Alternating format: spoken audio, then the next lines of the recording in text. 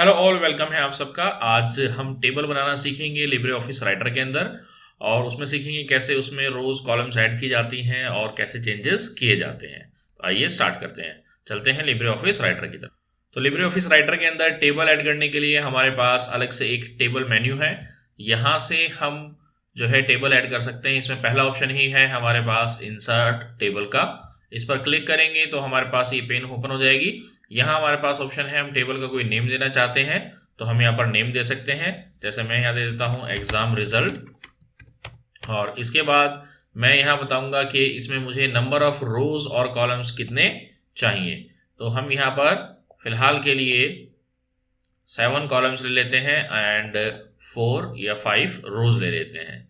Insert करेंगे, ये हमारी टेबल ऐड हो गई है। अब यहाँ पर हम जो भी डेटा अपना लिखना चाहते हैं वो लिख सकते हैं as per hour need. Suppose कीजिए मुझे यहाँ सीरियल नंबर लिखना है, यहाँ पर मुझे हिंदी के मार्क्स लिखने हैं, यहाँ मैथ के मार्क्स लिखने हैं, यहाँ इंग्लिश के मार्क्स चाहिए मुझे, एंड सोशल साइंस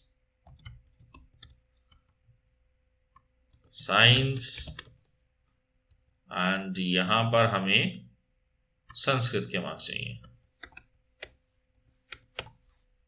तो हम यहाँ सीरियल नंबर डालेंगे, दैट इज 1, नीचे 2, 3, 4, और इसके बाद यहाँ पर हम मार्क्स लिखेंगे जो भी हमें ठीक लगते हैं या जो ज़रूरी है। हम यहाँ पर मार्क्स की एंट्री कर लेंगे इजीली। तो टेबल बनाना जो है वो बहुत आसान है, कोई भी मुश्किल नहीं है। इस तरीके से हम बहुत ईजिली कोई भी टेबल क्रिएट कर सकते हैं। अब इसके अंदर बहुत सारी और चीज़ें हैं जो हमें सीखनी है, जो हमें मालूम होनी चाहिए। वो देखिए कौन कौन सी हैं। हमें टेबल बना लेने के बाद उसमें कुछ चेंजेस करने पड़ सकते हैं। कैसे चेंजेस करने पड़ सकते हैं? हमें इसमें कोई इसका साइज़ अगर छोटा बड़ा करना है, यहाँ से देखिए, तो हम इसको छोटा बड़ा कर सकते हैं। मुझे इस रो को अपने हिसाब से छोटा करना है तो क्लिक करके ड्रैग करेंगे, देखिए ये छोटा हो गया, लेकिन ये हिंदी बड़ा हो गया। तो यहाँ पर क्लिक करके इसको भी छोटा कर लेंगे, ड्रैग करेंगे। इस तरीके से इंग्लिश को भी, ऐसे ही सोशल साइंस को भी, इंग्लिश वाले कॉलम को, इन सबको हम क्लिक करके ड्रैग कर सकते हैं 1 बाय 1। ये हमारा टेबल जितना हमें चाहिए उतना आ गया है।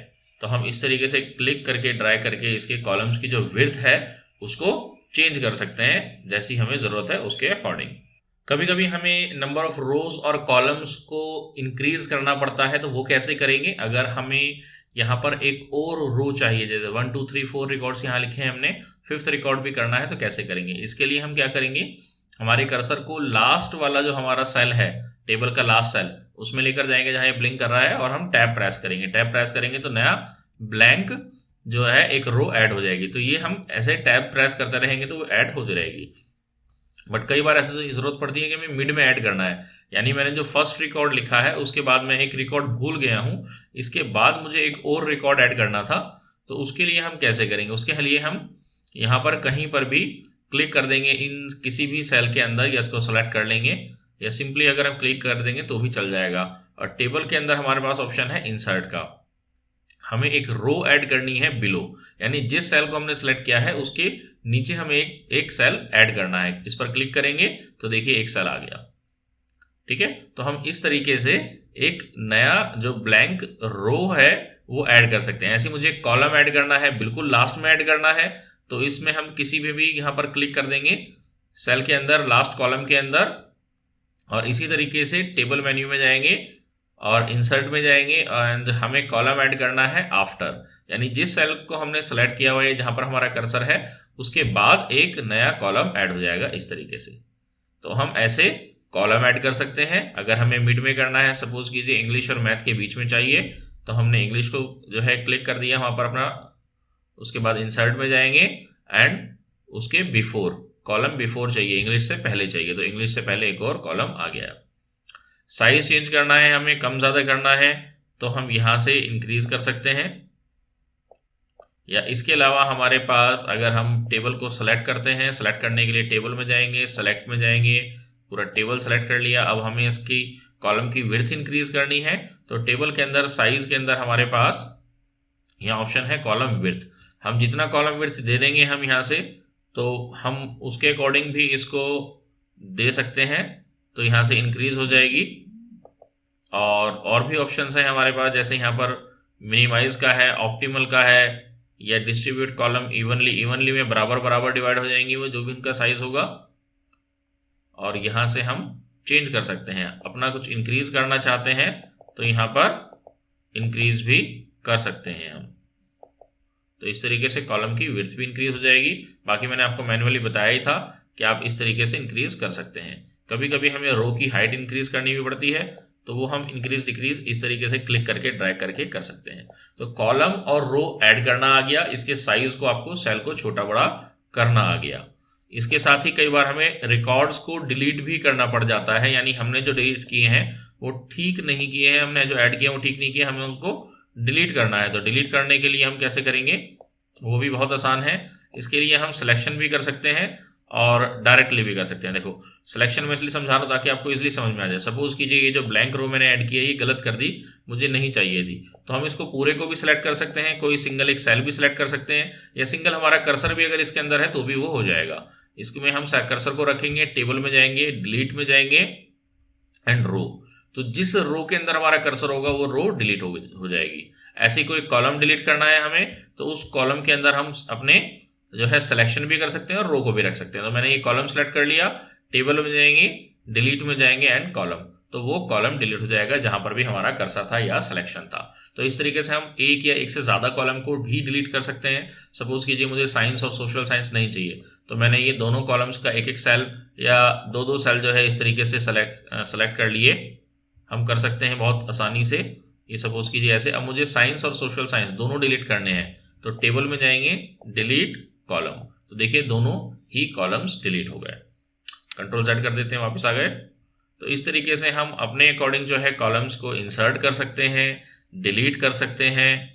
इसी तरीके से हम अगर चाहें तो टेबल को स्प्लिट कर सकते हैं दो पार्ट्स में। अगर हमें डिवाइड करना है, सपोज कीजिए दो रिकॉर्ड मुझे एक टेबल में चाहिए और बाकी के रिकॉर्ड्स मुझे दूसरे टेबल में चाहिए, तो हम अपने कर्सर को जो है जहां तक हमें रिकॉर्ड चाहिए उसमें जो है कर्सर पुट करेंगे या सिलेक्शन करेंगे, टेबल में जाएंगे, हमारे पास यहाँ स्प्लिट टेबल का ऑप्शन है इस मेन्यू में, इस पर क्लिक करेंगे तो यहाँ हेडिंग हमें कौन सी चाहिए वो हम चूज कर सकते हैं। कस्टम हेडिंग चाहिए तो कस्टम हेडिंग चूज करेंगे, अगर हमें सेम हेडिंग चाहिए तो हम कॉपी हेडिंग करके ओके कर देंगे। तो देखिए दो टेबल हमारे बन गए हैं यहाँ पर। तो यहाँ से ऊपर एक अलग टेबल बन गया है और ये एक अलग टेबल बन गया है। तो हम इस तरीके से अपने जो टेबल है उसे दो टेबल्स में डिवाइड कर सकते हैं। इसी तरीके से अगर हमें दोनों टेबल्स को मर्ज करना है तो दोनों टेबल के जो बीच में ये स्पेस आपको गैप नजर आ रहा है, इस गैप को हम जो है रिमूव कर देंगे। यहाँ पर कर्सर लेकर जाएंगे हम और यहाँ से डिलीट की का यूज करेंगे, तो देखिए दोनों में गैप खत्म हो गया है। अब एक चीज यहाँ पर ये है कि हेडिंग रिपीट हो रही है, तो हेडिंग भी दोनों की मर्ज हो जाएगी। अगर हम डिलीट करना चाहते हैं तो इसको सेलेक्ट करेंगे, हम यहाँ इस तरीके से भी सिलेक्शन कर सकते हैं और यहाँ से जाएंगे, हम इसको डिलीट कर रहे हैं पहले, डिलीट रो, मैं इस रो को डिलीट कर देता हूँ। और अभी भी ये दो अलग अलग टेबल हैं। अब अगर हम जाएंगे टेबल मेन्यू के अंदर तो यहाँ पर ये मर्ज हाईलाइट हो रहा है, ये वैसे हाईलाइट नहीं होगा जब तक दोनों टेबल के बीच में जो गैप है वो खत्म नहीं होगा। हम मर्ज टेबल पर क्लिक करेंगे, अब ये दोनों एक ही सिंगल टेबल में कन्वर्ट हो गए। तो इस तरीके से हम टेबल मर्ज भी कर सकते हैं बहुत आसानी से। ऐसे ही अगर हमें सपोज कीजिए टेबल डिलीट करना है, तो अगर हमें यहाँ पर कंट्रोल A करके डिलीट कर देता हूं, तो देखिए मेरे पास टेबल के अंदर के जो कंटेंट है वो डिलीट हुए हैं, टेबल डिलीट नहीं हुआ। अगर मुझे टेबल डिलीट करना है तो उसके लिए हम टेबल के किसी भी सेल को सेलेक्ट करेंगे, टेबल मेन्यू में जाएंगे और डिलीट के अंदर हमारे पास तीसरा ऑप्शन है टेबल। अब डिलीट करेंगे तो देखिए पूरा का पूरा टेबल डिलीट हो गया। तो कंट्रोल Z करके वापस ले आते हैं। तो इस तरीके से आप टेबल को डिलीट करना, उसको रिसाइज करना आपने देख लिया। इसी तरीके से अगर हमें इसको कॉपी करना है तो कॉपी कैसे करेंगे, उसके लिए हमें सिलेक्शन करना पड़ेगा। सिलेक्शन हम माउस से भी कर सकते हैं इस तरीके से, और उसको कंट्रोल C से कॉपी करेंगे और जहां हमें पेस्ट करना है वहां ले जाकर कंट्रोल V से पेस्ट कर देंगे, तो उतना टेबल आपका जो है कॉपी पेस्ट हो जाएगा। हमें पर्टिकुलर कुछ कॉलम्स चाहिए तो हम उतना ही सिलेक्शन परफॉर्म करेंगे। सपोज कीजिए मुझे इतना ही टेबल चाहिए तो इतना ही सिलेक्ट किया, कॉपी किया, जहां पर पेस्ट करना है कर्सर को वहां ले जाएंगे और पेस्ट कर लेंगे, तो उतना ही टेबल आ जाएगा। तो इस तरीके से हम कॉपी पेस्ट भी आसानी से कर सकते हैं। टेबल को मूव करना यहाँ थोड़ा सा ट्रिकी है, उसके लिए हम डायरेक्टली नहीं कर सकते हैं। आपके और दूसरे ऑप्शंस में हमारे पास उसको क्लिक करके ड्रैग करने का ऑप्शन होता है, बट वो यहाँ पर अवेलेबल नहीं है। तो उसके लिए हम क्या करेंगे, हमारा जो टेबल है उसको हम सेलेक्ट करेंगे, हम वो माउस से भी कर सकते हैं और टेबल के अंदर सेलेक्ट वाला ऑप्शन है वहाँ से भी कर सकते हैं। तो टेबल सेलेक्ट कर लेने के बाद हम कंट्रोल X यानी कट करेंगे और जहाँ पर हमें टेबल चाहिए, सपोज कीजिए मुझे नेक्स्ट पेज पर लेके जाना है, तो हम नेक्स्ट पेज पर लेकर जाएंगे और कंट्रोल V से पेस्ट कर देंगे। तो हम इस तरीके से भी टेबल को जो है मूव करवा सकते हैं। अभी देखिए यहाँ पर जो है आपको अभी भी वो टेबल नजर आ रहा है। तो अगर आप चाहें तो यहाँ से इसको डिलीट कर देंगे तो ये एक्जेक्टली मूव माना जाएगा। तो इस तरीके से हम कट पेस्ट का यूज करके भी जो है मूव करवा सकते हैं हमारे टेबल को। तो इसके अलावा भी बहुत सारे ऑप्शंस हैं जो हम कर सकते हैं, बट फिलहाल के लिए इतना ही, और एडवांस ऑप्शन जो है वो हम नेक्स्ट वीडियो में कवर करेंगे। Thank you very much.